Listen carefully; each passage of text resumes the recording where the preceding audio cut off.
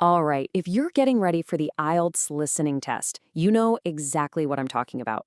There's that one section that just feels like the final boss in a video game. Well, today we are doing a deep dive into Section 4. We're going to break down a really powerful strategy to help you conquer it. So, let's just get right to it. The question on everyone's mind: is this final section actually unbeatable? I mean, with its crazy speed and all that dense information, it sure can feel that way. But the answer is a definite no. Not if you've got the right game plan. I want you to picture the listening test like a series of 4 locks that you have to open. Sections 1, 2, and 3, they're tough, for sure. But Section 4, that's the final, most complicated lock of them all. And today, we are going to craft the key. Okay, so before we can craft that key for Section 4, we first have to really understand the design of the entire lock, the test itself. The basic setup is pretty simple. 4 sections, 10 questions in each one. And here's something crucial to remember. The answers always come in the order you hear them, so there are no tricks there. The real challenge is the content, and as we're about to see, the timing. So let's zoom in on those 4 locks and really see what makes that last one so incredibly different. You can see the difficulty really ramp up here. Sections 1 and 2, they're all about social situations, everyday stuff like booking a hotel or asking for directions.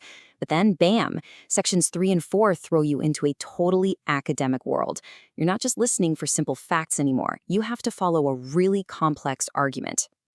And this right here, this is the heart of the problem. Section 4 is a monologue, just one person speaking nonstop.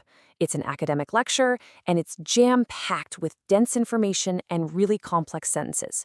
It is absolutely designed to be the final boss of the listening test. But here's the secret weapon. The lecture actually gives you a map to follow. You just have to know how to read it. And these map markers, they're called signpost words.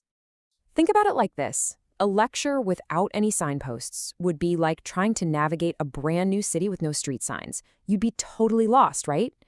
Well, these words are the speaker's way of telling you, hey, we're turning here, or look out, important point ahead. They're crucial for keeping up.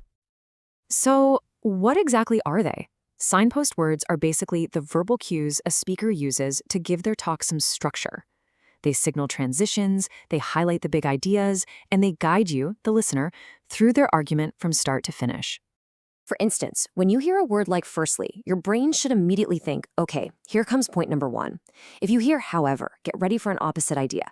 Learning to spot these categories helps you predict what's coming next, so you can listen actively instead of just letting the words wash over you.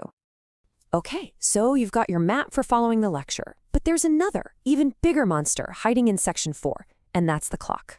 This slide lays out the brutal reality of it all.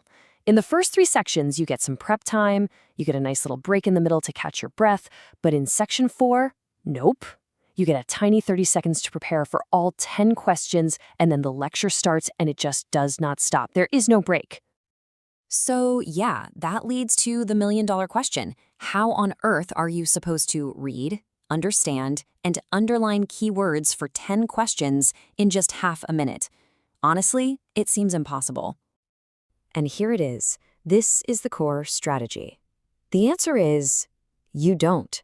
You don't try to prepare for all 10. You use what I call the 8 out of 10 rule. And trust me, this is the real key to unlocking Section 4. Okay, so here's how it works. In your little 30-second prep window, you're not aiming for 10 questions. You're just aiming for 8. Speed read and underline keywords for those first 8. Then, the second the audio starts, you stop reading and put all your focus into listening for the answers to those 8. As the talk moves past your prepared questions, you just switch to taking quick notes. And finally, you use the 30 seconds they give you at the end to answer those last 2 questions using your notes.